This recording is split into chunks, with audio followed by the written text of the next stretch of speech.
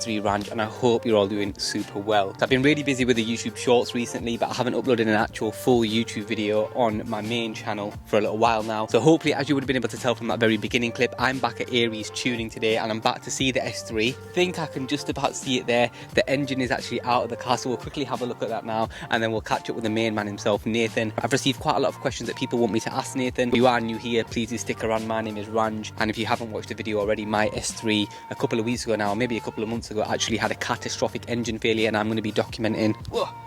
I'm going to be documenting the full journey of the rebuild of my S3. I also have a daily which I'm trying to modify, and in addition to that, I am going to be purchasing my next car, hopefully towards the back end of this year or towards the early next year. I'm really looking forward to getting the car back on the road. I miss the S3 so much, especially days like this where it's super sunny in the UK, which is not very common, I will say that. But listen, if you are new, stick around, subscribe to my YouTube channel, hit that bell icon for future notification. And listen, without further ado, let's get straight into it.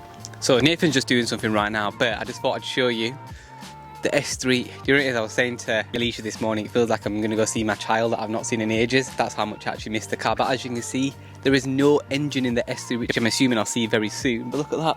That is crazy. That is incredible to see. Yeah, that's awesome. And then hopefully today we'll actually get Nathan to take us out on his Golf R, because that's pushing massive power. Someone actually commented on my YouTube channel and they said that their Irish Cooper was here. It was really nice. Whoever you are, whoever commented on my video, car looks awesome, man. Here we are back at ARES tuning. Nathan, how you doing? Welcome back. I've just seen the car and it's so weird to see with the actual engine out. Yeah, so we pulled it out this morning. Semi-stripped it down, so your gearbox is there. Wow, that's a gearbox? Yeah, all your other parts are over here. Wow, cool. I mean, I never actually knew what a gearbox looked like, so that's quite, that's the first for me. So particularly on the 381s, they can be a pain in the arse to take out. Right, so over here, here's your engine. So wow, this has been stripped down, basically what we call the tall engine. So turbo's off, that's on the bench over there. So what we'll do is we'll start stripping it down, take the cylinder head off, look at the damage, and then we can discuss. We've got a load of different pistons and rods, all kinds of things we can talk about basically. All this black bit's the block. Here's your cylinder head. We call this the lower cradle, and then there's your sump. These are camshaft actuators, so we can talk about that when we get the cam out. Basically, these have what we call variable lift. So there's two camshaft lobes. There's a high lift and a low lift, and what these do is these actuate the cam to select a different profile of the cam. So high RPM, this will change over to a longer duration lift on the valve. That's where you get most of your power from. Wow, interesting. Come around here as well, you've got where your injectors are. See, I thought they were the injectors for some really odd reason. You've got 8 injectors. So these are what we call direct injectors. These are predominantly where most of your power comes from, depending how you're tuned. And then we have a set on the top which we call multi-port injectors. So stock, the multi-port's a smaller injector, and they implemented that really for 2 reasons. One was to reduce carbon build-up on the back of the valves, because these injectors direct fuel right into the cylinder. There's nothing to wash the valves, so what we typically see is heavy carbon build-up. But Volkswagen introduced called multi-port injection. So at low RPM, low speeds, when you're driving around town, you'll actually use the top injectors, which are a smaller injector than these. I think for me it's so interesting to also seeing the engine kind of like, I suppose, in that kind of skeleton mode, because it allows me to see what everything is. Otherwise you wouldn't really be able to establish what things are. No, this if that makes sense. And we don't expect people to know this. As I mentioned previously, we're probably one of the most open garages you can come to. Anyone can come down and have a look at what we do. You know, they're welcome to. Anyway, this year PCV racing line, so it's ready to come off. Right, okay. So under here you'll see your intake cam. So this is the camshaft. Good thing is as well, it's very fresh oil, that. So I imagine before you had your issue happen, you'd had it freshly serviced. That's correct, yeah, I did. How's your Golf R? Good. I know I mentioned it in the last video. What's the turbo? Is it a Typhoon? It's a Typhoon, yeah. So I've got 2 here. Wow, okay. I'll get one out later. A Typhoon turbo, because I remember last time I've compared it to like a turbo like mine, and the insides were completely different, weren't they? Yeah, they were. Wow, yeah, awesome.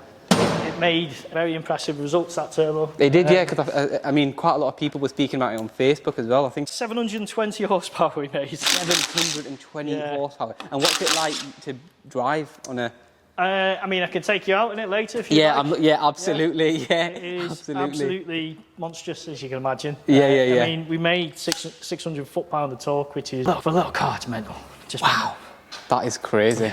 So yeah, Nathan, one of the things I definitely want to touch on today is tuning. So obviously, as you know, and for everybody who knows, who've seen my previous videos, my car, it's got an MRC map on it right now. I've read loads of good things about Unicorn, which obviously I know that you use. That's the kind of route I want to go down. I kind of felt like it made sense to get the car tuned by the company that's ultimately building the engine. There's no point doing this here, that there, because otherwise... If there's an issue, you end up going backwards and forwards and stuff. It's Chinese whispers, and I don't really want to end up in that scenario. So your experience with the Unicorn... When I say this, I've driven all the tuners' tunes out there, all the big names. You see, we get a lot of cars every day, various issues. We use Unicorn for a lot of reasons. We obviously do really big builds with him. I mean, he does these cars day in, day out. I can notice straight away a huge difference when a Unicorn car has been mapped in compared to others.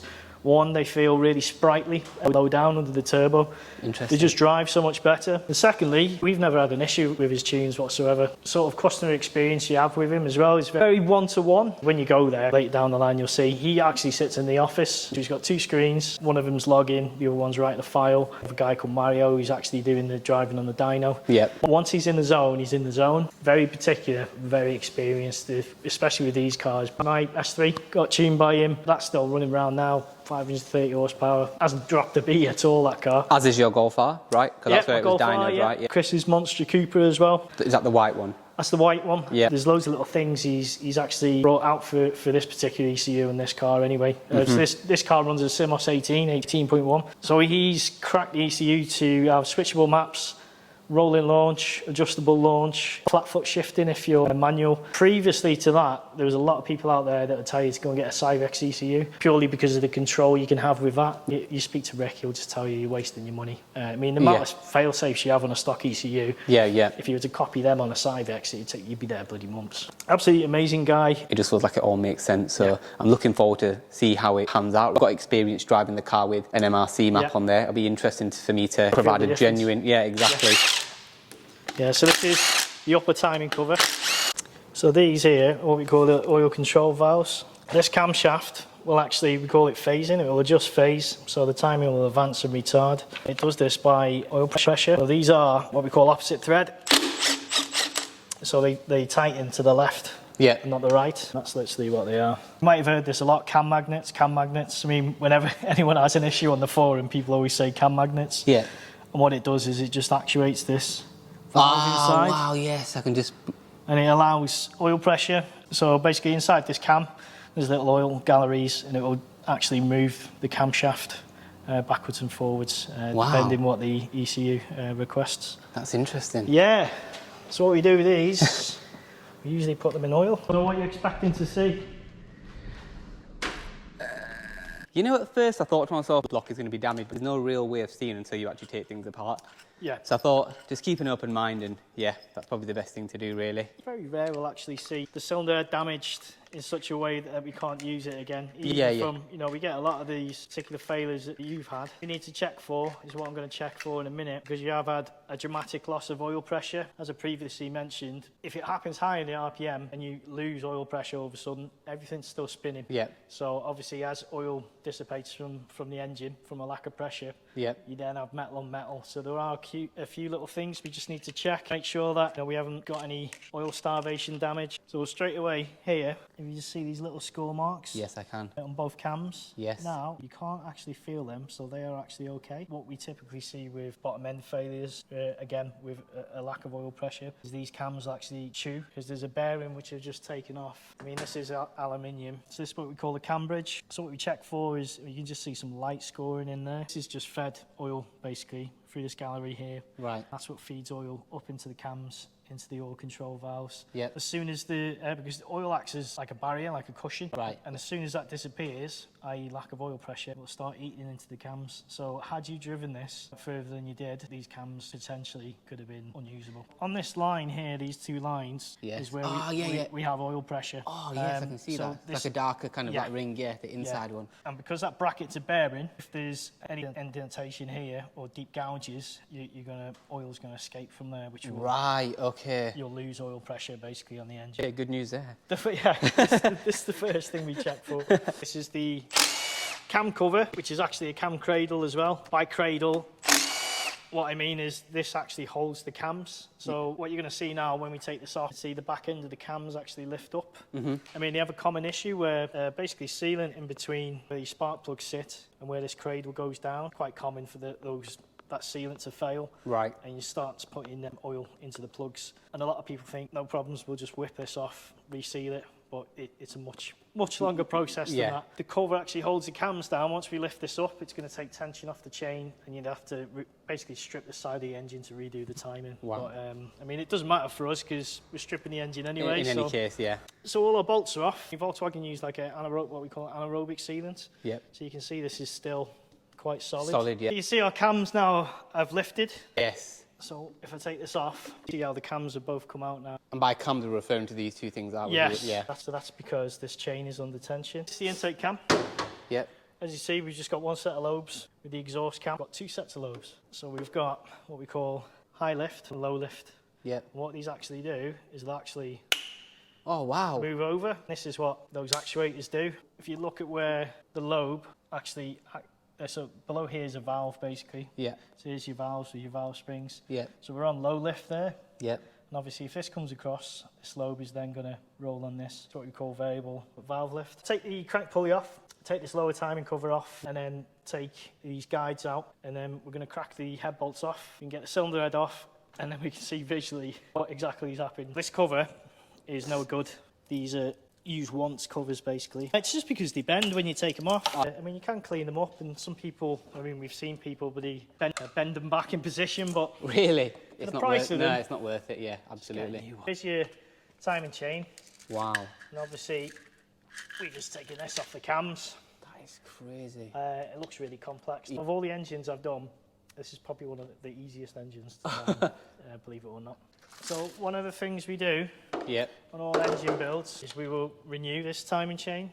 It's not entirely necessary, but for peace of mind, because these chains do stretch over time. Depends on how well the car's been serviced, what sort of life it's had. This chain will stretch by a good 2 millimeters. Interesting, that's crazy because that's metal. It is, yeah. So these are balance shafts. So these are basically counterweights, and they counter the rotation of the crank. Right. So what happens with this chain when this stretches is the engine will start coming out of balance. Interesting. Now, when we give you back your car, you might have seen this on our page, we can balance a cup of coffee. And you did that last time, didn't you? Yeah. This is one of the reasons why. You might see it on some cars, they'll open the bonnet and you can see the engine just rattling, shaking around. Yeah. A lot of the time it could be bad injectors or you know, this chain slightly stretched or piston imbalance.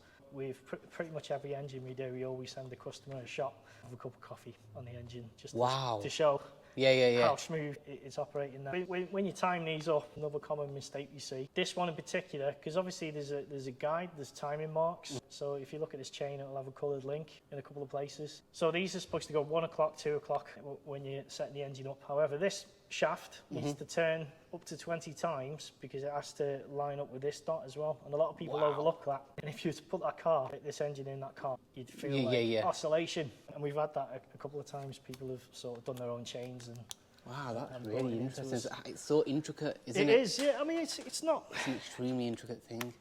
You know, if you're going to do anything, just do a bit of research first. Sure. Save yourself a big headache. Absolutely. I mean, there's a lot of people out there, like a bull at a gate. And they will just, you know, go for it without actually thinking about what they're doing. Have you seen any of the videos or posts about, I think it's typically in America that people are doing it, where they're buying these engines from AliExpress? Yes, I have, yeah. What's your take on that? I would stay very far away from that. I mean, AliExpress, pay cheap, pay twice, basically. I mean, what you've got to understand is, you know, it's quite a considerable chunk of money you're going to purchase an engine for. Yeah. If you've got no one-to-one relationship, I mean, if anything happens with this engine, you can obviously come straight back to me. You can't go and we to can look AliExpress, no. AliExpress. I mean, you have to use a bit of common sense, don't you, I think? You know, what we're going to do now is crack the head bolts. Okay. I might need you to just put your foot on this side. Because these are on very tight. It's going to be the money shot. Ooh. I mean, I don't really know what I'm exactly looking at. Oh, wait, I think that's where the thing's broken off from. Yes, this is piston 2. You can just see on the It kind of feels like outside that's what edge. I've taken home with me, isn't it? Yes. So there's good news. So I can't see any marks where this piston has hit the head. So if I turn the cylinder head upside down, we're not going to see any marks, which is really good. Yeah. You're going to have a completely clean cylinder head, which means that is usable. So what we need to check for now, if you just come this side, see we've got quite a bad gouge here in the cylinder wall. Is that the kind of thing that looks like a bit of a stain? Yes. So if you actually put your finger on that, I mean, you can hear it. Oh yeah, I can, yeah. Yeah.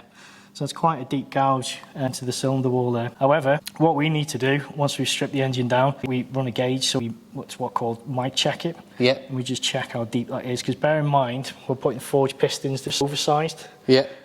So we're only going 0.5 mil, which doesn't sound a lot. No, but in terms of that damage, I mean, I can tell you now what I'm feeling there will be machined out. What we're going to do now is we're going to turn the engine over. We need to check all the way down the cylinder wall. Sure, absolutely. It's this side we're going to see The issue, damage. You can see that's the top where it initially let go. And if you see this ring here, where it goes darker, well, this is the carbon line, this is the combustion line. So this is the extent where the piston comes up, and that's where combustion happens. And we can see it's just grabbed the edge of this carbon line. So we can see that goes all the way down to the bottom.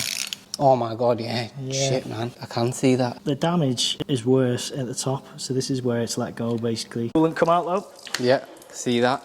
So now what we're going to do, this is your oil pump. This is actuated by a chain. It says the engine spins around, and I can just feel a little bit of resistance on that pump. So we'll have to renew this pump. I mean, to be honest, it's always best having a new oil pump anyway on a new engine. They're £240. This is essentially the heart of the engine. If you're going to scrimp on anything, don't scrimp on an oil pump. Interesting. What happens if you do?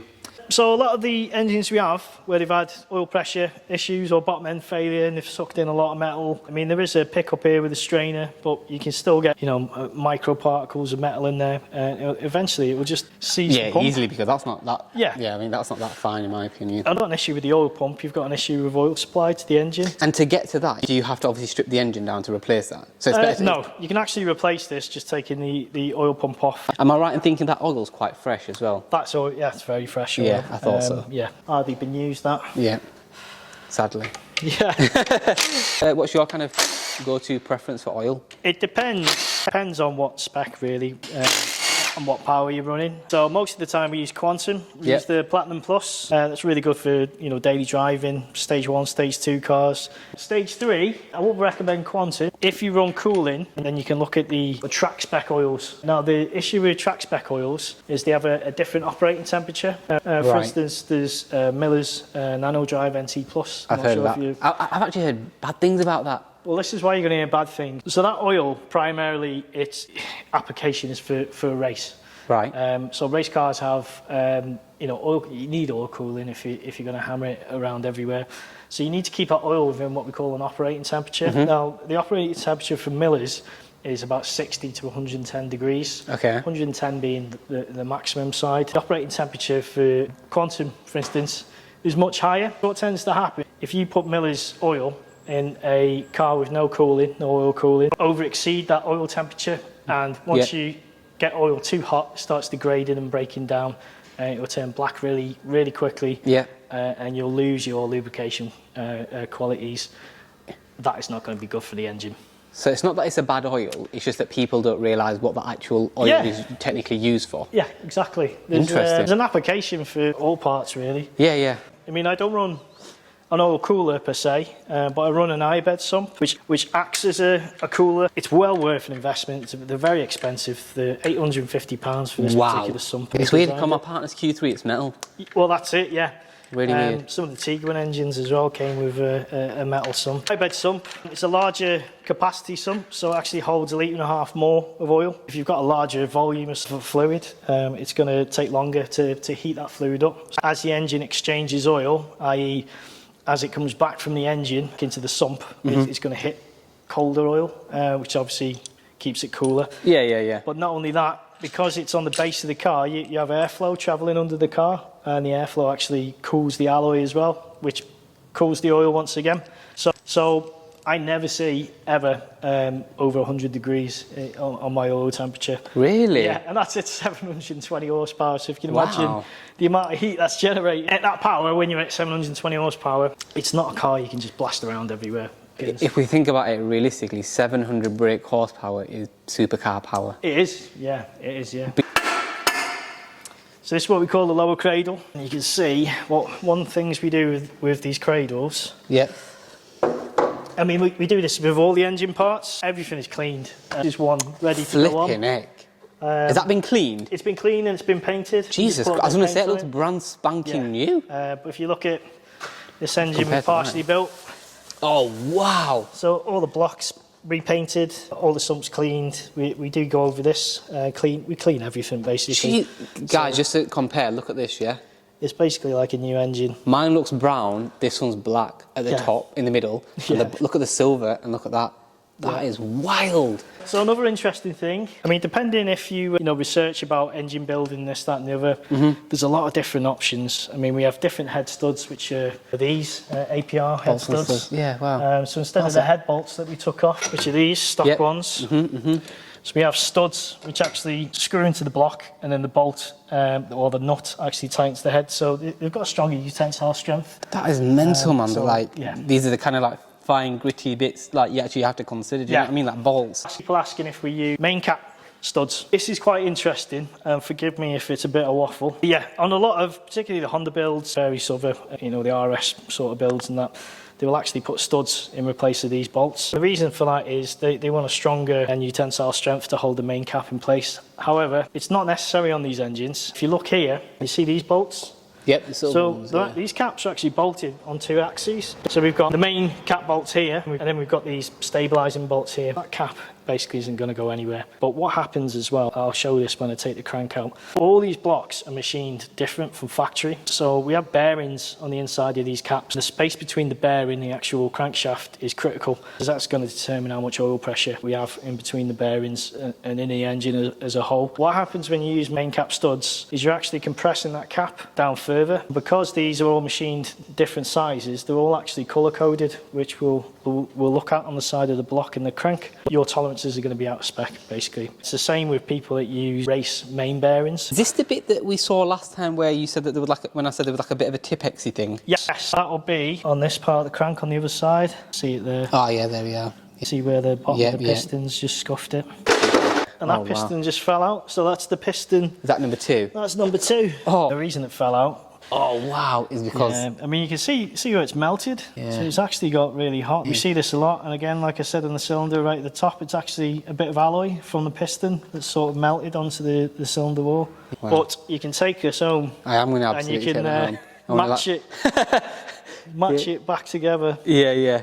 Is that of any significance, the colour? I mean, we'll talk about this. This is race fuel. Basically. Is it? Yeah, so I don't know if you took your spark plugs out yourself. No, I didn't. What you'll notice with race fuel, or particularly octane booster, is it will leave a deposit on the spark plugs, the pistons, and interestingly, the back of your turbo. This is a byproduct of the fuel, basically. So if you notice all the big builds we do, we stay away from ethanol, we stay away from race fuel. I wouldn't recommend it, to be honest. I mean, it's fine if you've got a car that you're taking on a quarter mile, and or a weekend car, or a race car, then it's fine. What about octane booster? No, I'd stay away from octane booster. Octane booster will do exactly the same. If you use ethanol, you won't get that deposit once it's Santa Pod. But the thing is, that's a good question actually. What if you do want to kind of use it as a one-off? Is it okay? Yeah, you can use it as a one-off, but I mean, you've got to look at the expense of it, haven't you? Because if you're running that race fuel and you've got a particular map for that fuel, it's money, isn't it, to have that map made for something you're probably going to use once or twice a year. Just touching on power then, I want to ideally have around 600 to 620 brake horsepower. Right. That is what I would like. Okay. I'm assuming that's possible for like a daily driver. It is. I mean, I ran mine at 620 horsepower for 15,000 miles. Okay. Before I stuck that ridiculous turbo on it. And bearing in mind, I'm not going to absolutely batter it all the time. It's just going to be more, Well, that's it, and that's key to as I've said in the past, if you can have McLaren build you an engine, if you're going to drive around like you've got a splinter in your eye all the time, components are going to fail on it eventually. Right, okay. That's just the long and short of it. We're at this point now, I don't necessarily need to take the crankshaft out. What I check, any sort of failure, because obviously any part or major component we have to replace, we have to give you a phone call and say, look, we can't use this component. Absolutely, we need to renew it. X amount. We've obviously give you a quote based on forging the engine. Things like a crankshaft, for instance, I mean, this is £940 to buy new. Wow. If this crankshaft is, if you just look at these journals, if they're sculled or scratched and they won't polish out, we have to replace this crankshaft. I mean, this is typically what we see when a car's span its bearing or when it's had rod knock. But you can see you've got excellent rotation on it. Yeah, really smooth. It's not sticking anywhere. That sort of kind of damage that you've got can actually bend this crank. Wow. Only ever so slightly. When we strip this engine down completely, or when we take the block to get machined, we'll get the crank, what we call polished. Same time, we'll have it on a machine which checks what we call trueness to see how straight it is. Going back to what I was talking about, the main caps all being different from factory. So if you come and look here, you can see on the crank, let me get a torch. So Triple B GB. So this corresponds to a colour of the bearing that is used in each journal. So starting from the back to front, we've got blue, blue, blue, green. Oh, right. And the same on the block. I mean, we'll have to polish this off, but there'll be another colour coding here. So these letters correspond to what we call crank side, which is this half of the bearing. And the block codes correspond to the block side of the bearing. Interesting. But they're all different. So if I had another crankshaft, for instance, over here, I don't exactly see that. Yeah, that says green, green, green. They're all different. Wow, that is crazy. This is because the blocks are all machined differently. No way. Yeah. So again, what we see a lot is people that have their engines built, they use, say, King bearings, main bearings, for instance. Now, King will supply bearings all in one size. So if you've got a block that's got different sizes, i.e. different colour codes, and you're putting one size bearing in, your oil pressure is going to be all over the shop. Your tolerances are going to be either too tight or too loose. So this is why we use OEM. Chris's Monster Cooper, they're on OEM bearings. We did open the clearances up slightly. But yeah, so we're at this point now where I'm very confident we can reuse the block. Awesome, good news. Very confident the crank is fine. Essentially, the last thing we need to do, but I know looking at it that we're not going to find any damage on the other side of the cylinder head. You can see you've got different coloration here. Yeah. This is obviously the piston that had the issue. Yeah, had the issue. I think for me, what's been most interesting is actually seeing the actual cylinders and kind of understanding what we spoke about, but actually seeing it in application now. Question I get a lot: how much does a forged engine cost? And that's one of the questions that I've been asked quite a lot, and even on the YouTube comments. My answer to that is relative to the power and spec. So we've got lots of different pistons here and rods. So we've got Vossner. These are the ones we use the most. Very good pistons for day-to-day driving. My Golf actually runs these pistons. They are a lower compression. So by that we mean there's more space in the cylinder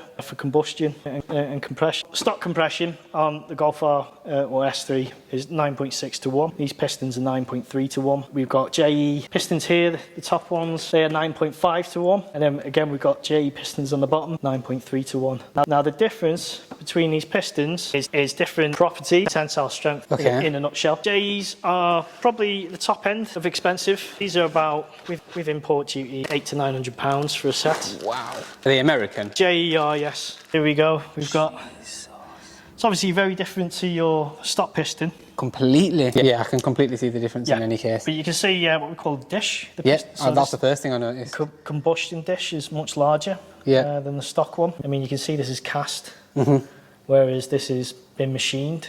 Yeah, okay, yeah. And that's the difference. That's what we touched upon in the last video. What's the difference between forged and stock? So stock, we've got cast piston that's been machined, and that's what all these marks are. It's the process and how they're made, whereas this is made from one piece of aluminium machined down. So if I was to take this wrist pin out, this piston would be lighter in comparison to this piston. And obviously because it's a different metal and a different process, it has different heat dissipation properties, which is what you want out of a highly tuned engine. Your tensile strength difference. We have different wrist pins for different applications really. And by applications I mean different power levels. So the wrist pin, basically this part that holds the piston to the rod. So any force that happens on this piston, the wrist pin is taking the brunt of that force and transferring it as power to the rod. So we have different thicknesses, basically. So I know I've opened these before, so we can show you this. So this is same brand, different piston? Same brand. This is slightly different compression. We can see oh yeah, shit, it's different again. Different. So yeah. on these ones, we've got a much wider dish. Yeah. These ones are more akin to stock. Yeah. But however, different properties. And then these are, well, as I said, the wrist pin. So we can see straight away, it's much thicker. Way thicker, yeah. Yeah. And that's to take more force, basically, more torque. We call on the crank and the pistons, and the term for it is, we call it the rotation assembly. One thing we do when we build the engine, all these rods and pistons will be ever so slightly different weights from each other. Interesting. So we will balance the rods with the pistons as best as we can. And by that, what I mean, we'll use the lightest rod with the heaviest piston. Right, got you. And vice versa. But what happens when you put weight onto an extra weight, onto a rotation assembly, is you'll have a slower revving engine. So it depends on your power goal is, you know, what spec, what turbo you're going to be running, what boost pressure, for what we recommend to use piston-wise. Again, if we look at the Vossners, so we had a 22mm wrist pin on the stock and these JEs. Yep. So these Vossners, again, totally different dish. Completely, style, yeah. Again, yeah. I mean, these are low compression as well, 9.3:1. Yeah. But if we look at this wrist pin size, we're at 21mm. Yeah. So these are smaller again. Yeah, yeah. Now these use what we call a tapered wrist pin. Way thinner compared to the JE ones. But if you actually look on the inside, it gets thicker. It gets thicker. Ah, interesting. So this is what we call a tapered one. So I got my scales out and we did a for like with that wrist pin and this pin. Sure. This wrist pin will be considerably lighter. So meaning the piston and rod setup is going to be lighter than this piston and rod setup. And there's two ways to look at it. One, this engine's going to be happier revving than this engine. It's going to have what we call a lot of drag, whereas this one's going to rev a lot more freely. However, this one's going to take much more torque and boost pressure. And again, if you put more weight on a rotation assembly, once it's moving, you've got inertia. You see from the weight, that inertia translates into more torque. So generally, with rev-happy cars, you get less torque than you would with, you know, slower rotating cars, heavier rotation cars, should I say. And that's what it boils down to. It really boils down to what you want out of the car ultimately. Yes, it does. Probably our most used piston and rod setup, I'd say 80% of our customers opt for this. Our, you know, go far is, you know, comprised using this setup, pushing 600 foot-pounds of torque, 720 of horsepower. So it can withstand that, it can take that. However, if I was to do that again, because obviously when I built the car, there wasn't even a window that we were going to hit 700, I'd most likely go for the JE, for the heavier setup. Over 20 cars at 600 horsepower with these rods and pistons. They're absolutely brilliant. I mean, there's a lot of bad press about Vossner, and it stems from early 2000s with the 1.8s. Some of the pistons were cracking due to the design underneath. Completely different engine, completely different operation in terms of piston cooling and whatnot. We've never had any issue with these. They're very, very good pistons. How vast is the price difference between JE and Vossner? Okay, so Vossner, you're looking at about £550 for the pistons. JE, £800. Interesting. And then you've got the rods on top of that as well. Yeah. So again, different spec rods. We've got two sets of rods here. We've got Pro Race Engineering, really good company. I feel like I've heard of them before. Yeah. Are they British? They are. They're down south. Yeah. You can see we've got a really heavy, man, that looks heavy duty rod.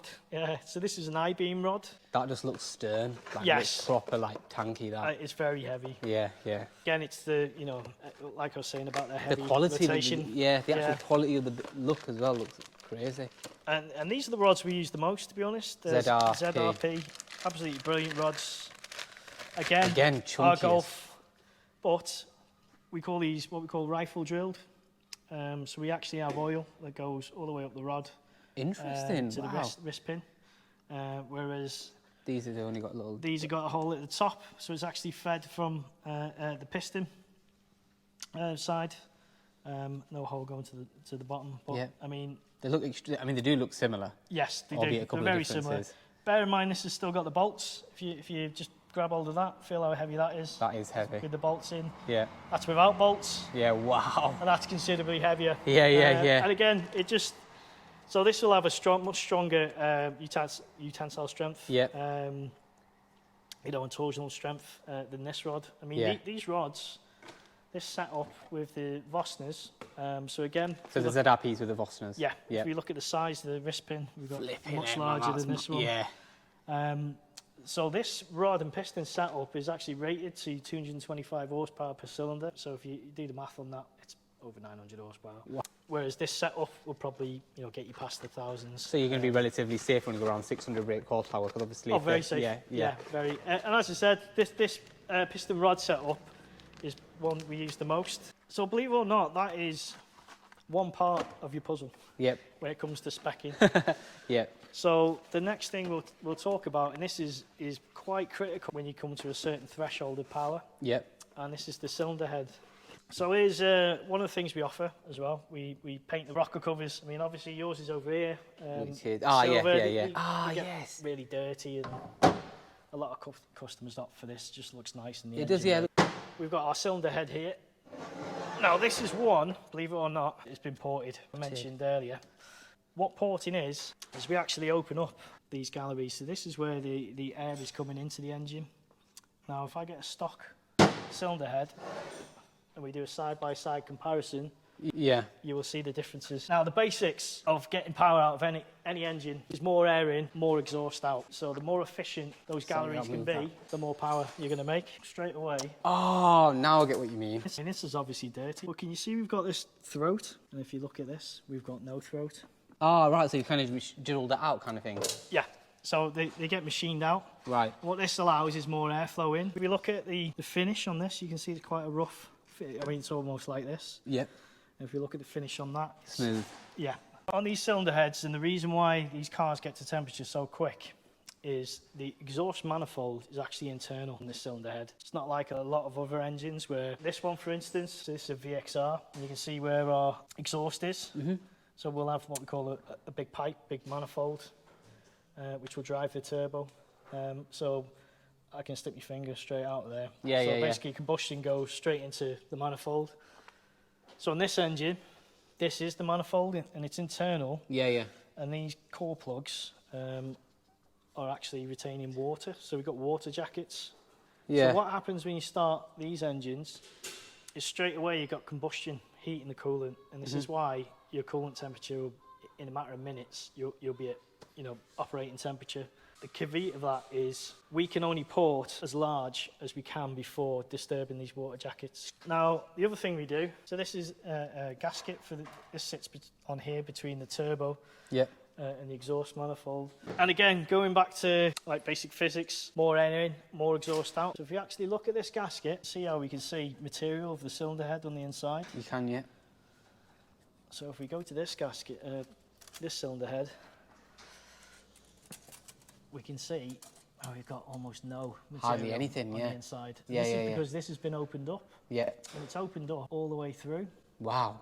Yeah, I can see that. Yeah. So right to the back of the cylinder valves. Right, yes, okay. That makes sense. Yeah. You're basically increasing the opportunity for air to flow. Yes. Okay. And this has a couple of effects on the engine. So if you speak to any decent tuner, they will advise you to get this done. Because we see much lower cylinder temperatures because we've got much more airflow coming in, and we've got lower what we call exhaust gas temperatures. These heads become more or less a choke point at a certain power level, and it's because the engine physically can't expel the exhaust quick enough. So we get build up of what we call exhaust gas temperatures. The hotter these temperatures are, it's going to take power away and potentially put the engine in trouble. We have all kinds of issues with pre-ignition, engine knock. So I highly recommend you get this done.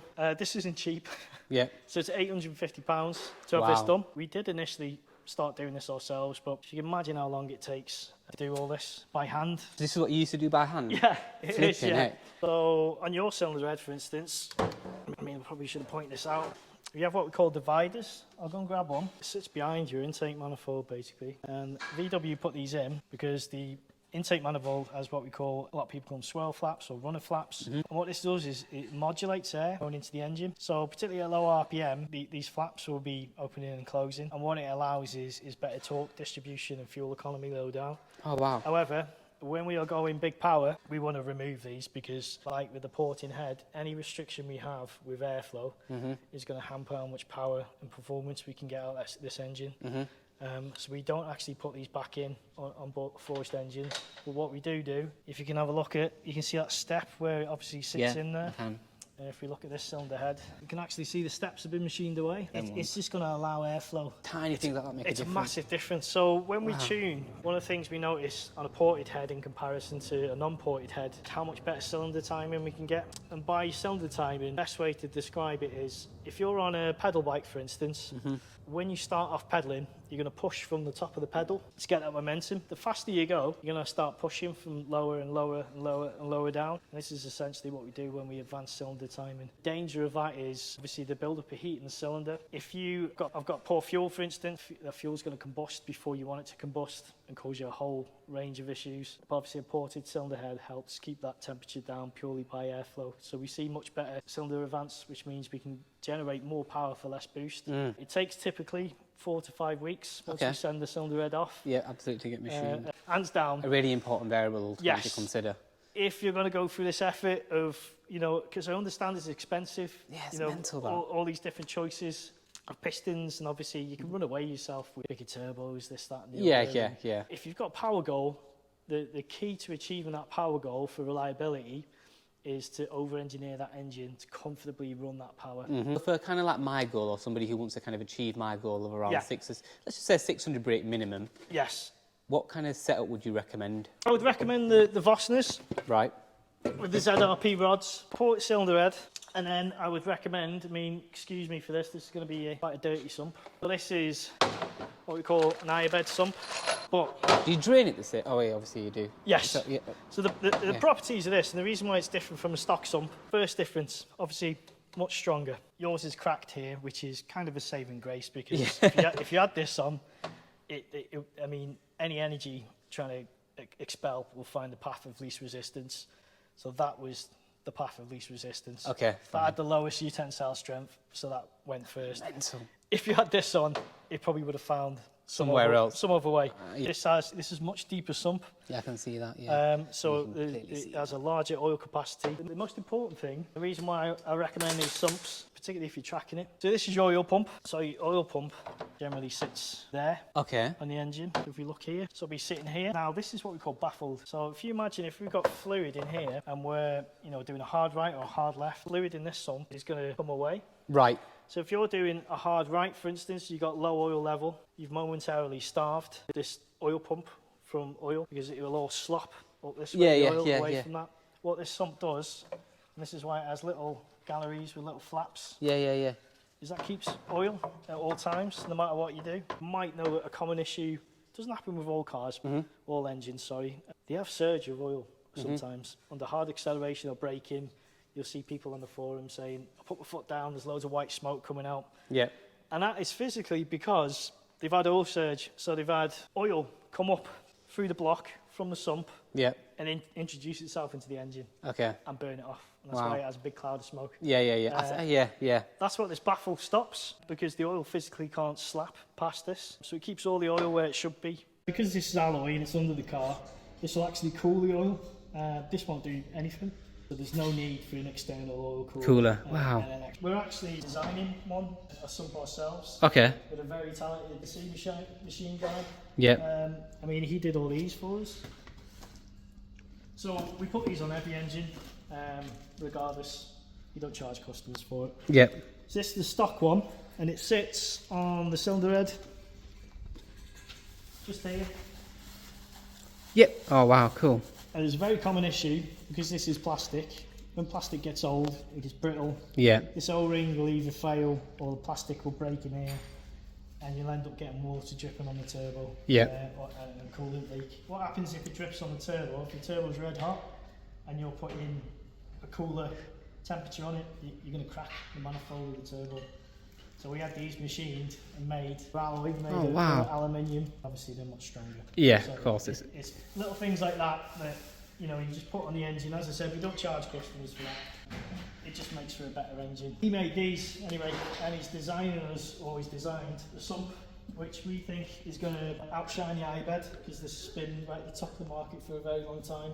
So we should have that finished in the next couple of weeks. Another thing I should touch up upon. Yep.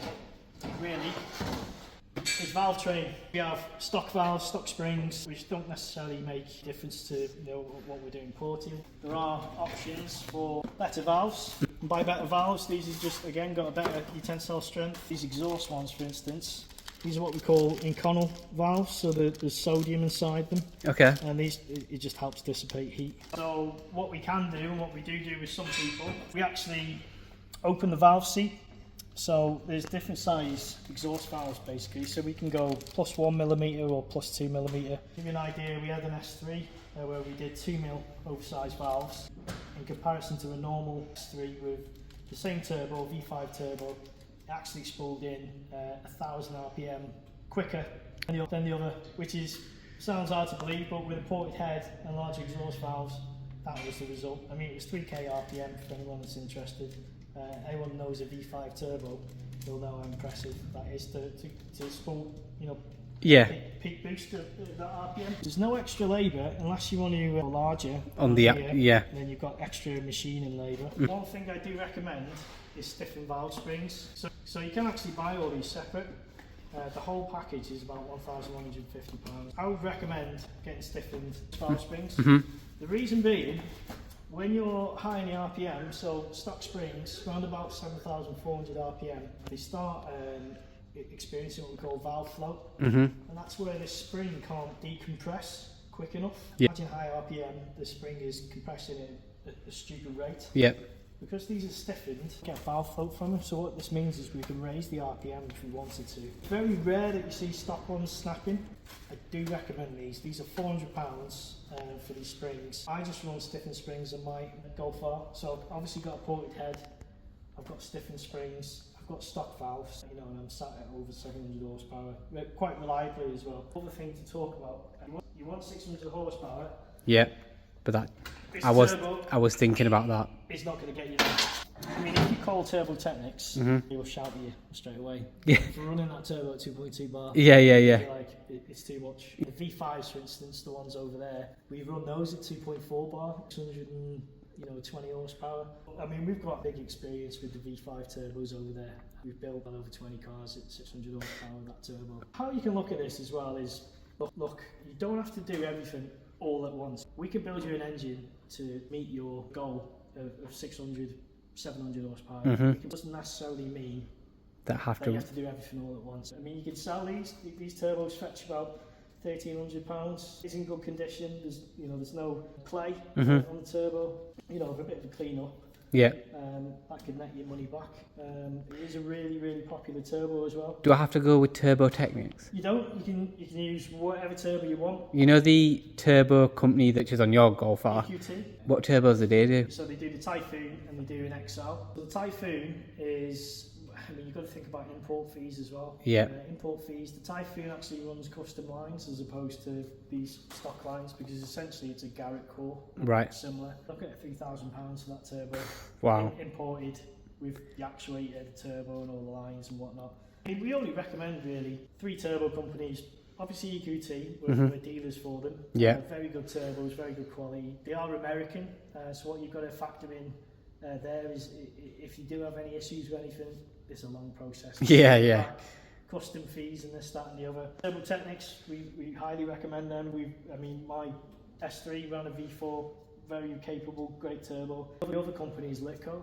We work a lot with Litco. They do such a superb range of turbos for almost every sort of kind of power band. You get the turbo, you've got the engine, how are you going to get there? Because normal pump fuel will not get you there. We come to a point where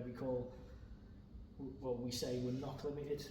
What that means is that as we try and extrapolate more power, the fuel is going to be our limiting factor. It's 95 RON is going to combust at a much lower temperature than 99 RON is. That is what we call the lower heating value is higher. And the lower heating value means the temperature that fuel will combust. So as you try and push more power, that fuel potentially is going to combust before we want it to combust. And that is when it will start, the engine will start pulling timing. So we physically hit a fueling barrier. With the V5, the port head, and let's just say we went with the ZRP and the Vossner rods and pistons, is 600 something that you could possibly see? Not with stock fuel, no. Not with stock fuel. And this is why we add methanol injection. Interesting. Methanol injection high in the RPM, it'll actually not only cool the cylinders, it'll actually raise the octane value of the fuel. Your power goal, you can get there end of the year, next year, whenever, but you've got an engine that's capable of taking that power. So yes, that's it. So I guess the next step for you is to decide what power goal you want. I know you've mentioned 600 horsepower. Everyone's guilty of this. Everyone is guilty of having a target and then getting carried away with it and trying to push and push and push. So you want to engineer that engine to the best you can. So guys, to end this video, we're going to give you a little treat. Nathan's going to take us out in his 700 plus brake horsepower Golf R. This is going to be crazy and I'm really looking forward to it too. Sounds like super like beefy. Yeah, really does. So this is obviously our methanol injection. It's an ARES system. So we've got 1700cc of methanol that goes into the charge pipe. Look at the practicality of it. I mean, the only hint we've got is I have a gauge, tells me the flow and if there's any issues, and then the tank just on the back of the seat there. Oh, which is really compact, to be fair. And then we've got a pump this side. Wow. We have switchable maps on this, so we can have low boost with meth, which is full send map. Turn the gauge off. Obviously, if you're in low boost, high boost, as soon as I turn the ignition on, because I've got it in the high boost meth map, everything is ready to go. It sounds absolutely awesome. Yeah, wait till you hear the turbo sound. You know, one of the things I'm definitely doing is I'm taking the air ride off and putting coilovers back on. I cannot wait. There's a bit of lag on this turbo. Right. I mean, it's hard to explain because it's still making big power low down. Oh yeah, I can hear the sound. Sounds like a bit of a Typhoon as well, doesn't it? Yeah. That's where I got the name from. Oh wow, okay, fair. Is this your daily then? I daily this. Yeah. That's awesome. Is this exhaust valve? It is, yeah. It is, yeah, okay. Yeah. I mean, I've disconnected one of the valves this side because it was playing up. Right, okay. So it's constantly open. Right, okay, fair. And what coilover is on this? So I originally had KW Club Sports on this, but two of them are taken off for servicing. I've just got V3 KWs on the front. V3 is a lot more stiffer. Yeah, I was just about to say that. It feels really stiff. Yeah. The Club Sports I got are amazing, night and day difference. Really? It's still got much superior handling, but quality of ride and comfort. Is there kind of rule of thumb that you just need to, your car won't to like 90 degrees? Well, not quite 90 on this because I won't get 90. Yeah. Because of how cool it stays, yes. But the oil I'm using, I use Miller's oil, so and anything as you said, past 65 degrees, I can put the foot down. Oh wow, interesting. Oh there, wow. Flipping egg. My car definitely does not do that. Have you taken this to Santa Pod or anything? I am, no, I don't have the time. Okay, yeah, I can appreciate that. 100 to 200. This will do 5 seconds flat. Wow. It might even dip into the 4s, you know, on Santa Pod. Sound is gorgeous, man. It doesn't sound like a 4-piston kind of engine. No. Especially when you're on boost, it sounds... I mean, because these engines sound really raspy, or they can sound really raspy. This doesn't. No. It sounds really warm, doesn't it? Yeah. And really deep, like a bass to it. Hopefully down the line when I do go for like the tuning, I would like to get the rolling launch, just as a feature added in. So the rolling launch just operates like this. Flipping egg. Wow! Is that bad for the car? Rolling launch? Yeah. If you're on a stock engine, yeah. But for like a built engine, it's alright? Yeah. Wow, interesting. Yeah, the sound of it. Wow! I've never felt boost like that. Strong, isn't it?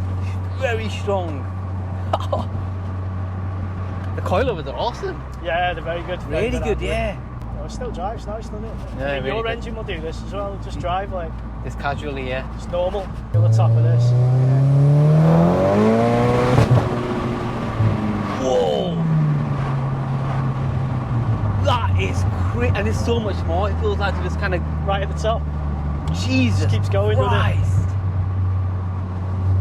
No, but like, I went on a 4 mile and I hit about 184. I think it was 184 miles per hour, 186.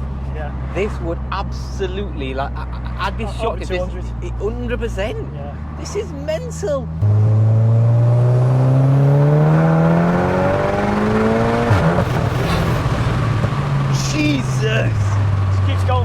faster, doesn't it? Well, not scary. That was just third gear, that, just stretching third gear. Wow. You know, I was a little bit worried there, thinking that is so quick, like what are the brakes like on this thing? Oh, it's got good brakes. Yeah. Flipping heck. I've never felt anything as quick as that in my life, and I've been in some big power, like, cars.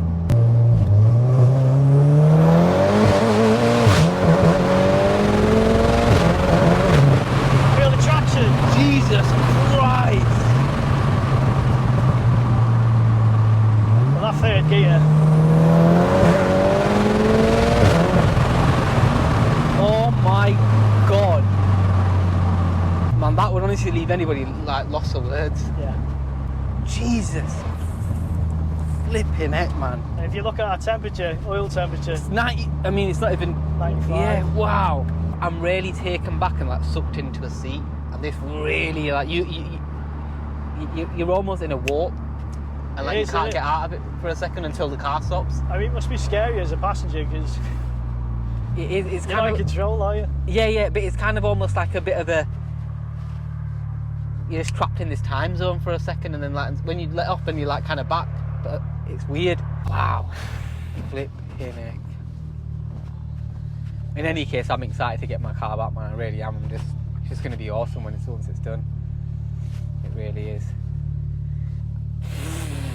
Mate, I've never in my life experienced anything as fast as that. So finally just got home. What an awesome day it was. I just want to say a massive thank you to ARES Tuning. He's taken time out of his job, his busy schedule to allow me to come down and basically create content for my YouTube channel, but also get to see behind the scenes of what's going on with my engine rebuild. He's absolutely amazing at what he does. The quality of his work is really detailed. He really takes his time. They absolutely do everything they can to ensure that their customers have got the best quality engine rebuilds, and their customer service is absolutely exceptional. I would highly recommend them, irrespective of where you are in the country. That's just the impression I get from being there. I've only been there twice. I've only actually met with Nathan twice. After seeing what Nathan does and how he does it, it is such an intricate thing that you would honestly only want to get a specialist to do that kind of work. An engine rebuild has to be done correctly because a little thing out of line can make such a big difference, and it will cause a massive issue in the long term. I'm so looking forward. I can't even contain my excitement. I'm so excited to get my car rebuilt and then tuned. When he was stripping down the engine, and he was talking through everything and all the little intricate details and whatnot, and going through all the different options in terms of pistons, bolts, rods, and so on. So it kind of made me realise, I think it's so important that if you are going to run big power, a lot of people just think, stick a map on it, stick a couple of bolt-ons, you're fine. But I think if you're going to run big power, you need to take certain precautions. And I think in hindsight, had I seen it all before, I would have actually probably had my engine rebuilt prior to actually going stage 3. So I would have just got it rebuilt and kind of done it all at once. But I can also appreciate cars are a bit of a money pit, and it can be very easy to get carried away. But listen, before I end the video, so this is a little bit of piston I got from Nathan last time, and this is obviously the actual piston that it broke off of or melted off from, and I've got your rod there, which actually looks undamaged. I'm pretty sure it is, but look, I'm not really sure how. That's probably the best I'm going to get to actually match it up, which is crazy. I'll keep that and frame it somehow. I hope you've enjoyed this video. If you have, please do hit the bell icon for future notifications. Subscribe to my YouTube channel if you're new. Please do stick around. I cannot wait to get more content on the S3. I'll be back at Nathan's once the engine is actually getting rebuilt and all the machining's done, and I've kind of chosen what I want to go with, what pistons, what rods. I haven't made my mind up yet because I need to think about how much it's all going to cost me, because different things cost different amounts, and I do want to make sure I can get the best I can whilst I can, because there's no point me doing it at a later stage. I think it's a no-brainer to go from the TTV4 to the TTV5, but again, something I'll discuss later. If you've got any questions, pop them into the comment box. Until next time, take it easy. Peace.